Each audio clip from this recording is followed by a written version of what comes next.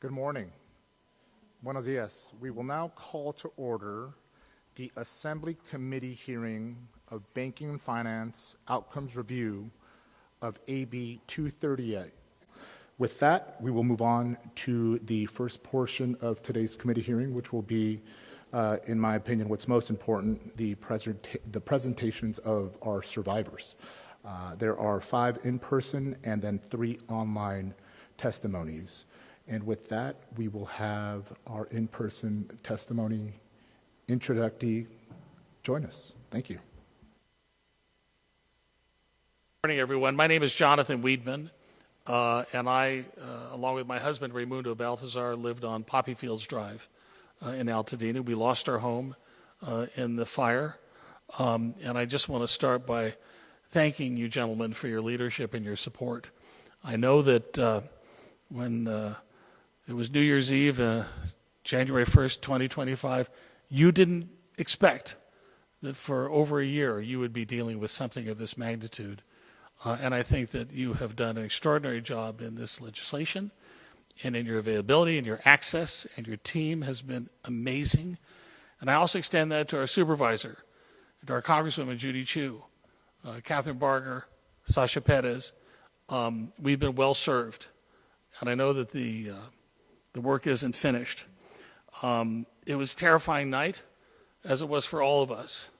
We were there with garden hoses until 4:30 in the morning trying to save our home.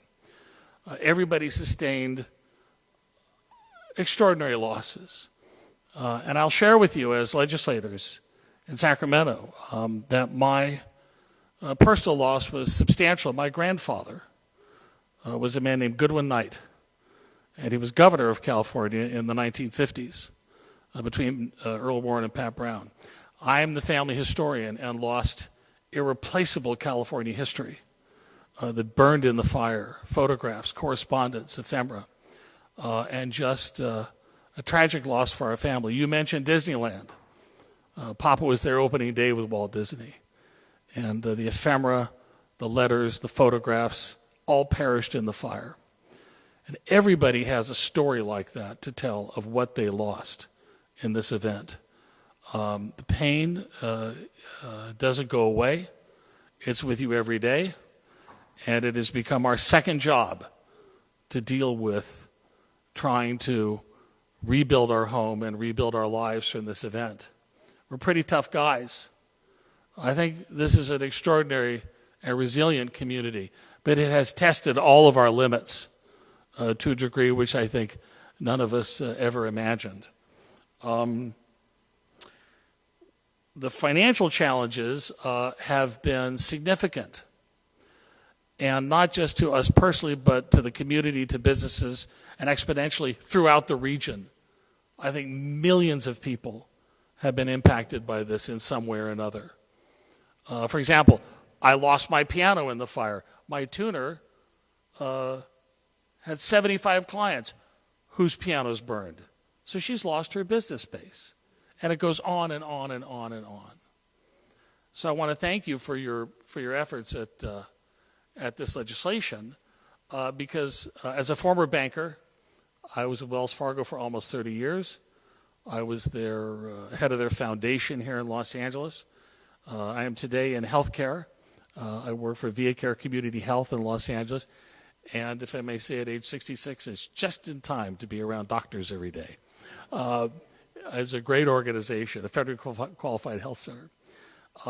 But as a former banker, I know, having gone through the mortgage crisis in 2008, the forbearances and forgiveness around loans and modifications are not something that banks like to do.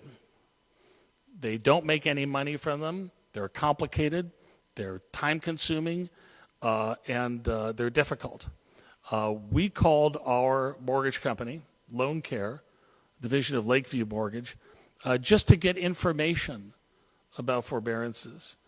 And I'm sad to report that everyone who we spoke with did not know what I was talking about, other than what is a traditional forbearance that requires hardship, that requires a lengthy documentation process and an approval. You have to be approved for a forbearance.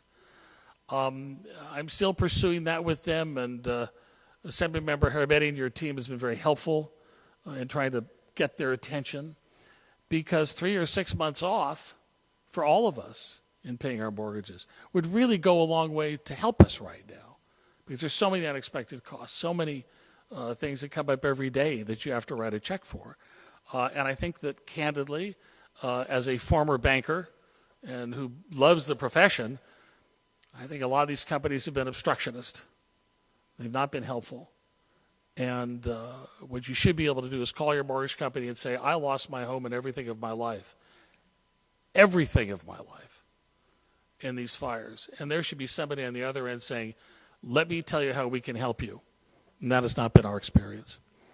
So my hope is that this legislation obviously continues and is strengthened, and that the resources and the mechanisms are in place to ensure that everybody who lost their home has a fair chance at rebuilding, and certainly supported by their mortgage companies. We have an opportunity right now to restore this community and to restore Altadena and the Palisades and the entire region by extent. And I hope that we can do that. I know that we can do that. But one of the components of that is mortgage relief, is giving people a leg up, giving people a little extra room so that they can rebuild. So I thank you very much for your leadership, and I really, really mean that, because this isn't easy stuff. You're right, it is complex, and it's hard work. But you will be carved on the Mount Rushmore of Altadena if you can do this. And you're on your way. So thank you very much, and all the best, and good wishes to all my neighbors and friends. I see some of you out there. We'll get through this. We will. Thank you very much. Thank you. We are getting close to time, so please try to keep your remarks to 2 minutes. Thank you. Another comment, if I may. When I first heard about Assembly Bill 238, I read it twice. And I thought, this is a fantastic thing. This is transformational. We've never seen anything like this before, to provide mortgage relief to people who've gone through a disaster of this scale and this scope. And in listening to my former colleagues in the profession, I'm a retired senior vice president at Wells Fargo, worked in the company for 30 years, and to Ms. Lugo over on the line. I understand where you're coming from. You're doing your job, and you're representing the business very well, as unsympathetic and as hard as it might have been to listen to. The fact of the matter is a very simple thing. Mortgage companies and lenders need to get on board enthusiastically and unbridled and do what they can to provide this relief to borrowers so that they're able to rebuild their homes. This is not complicated. This is not complex.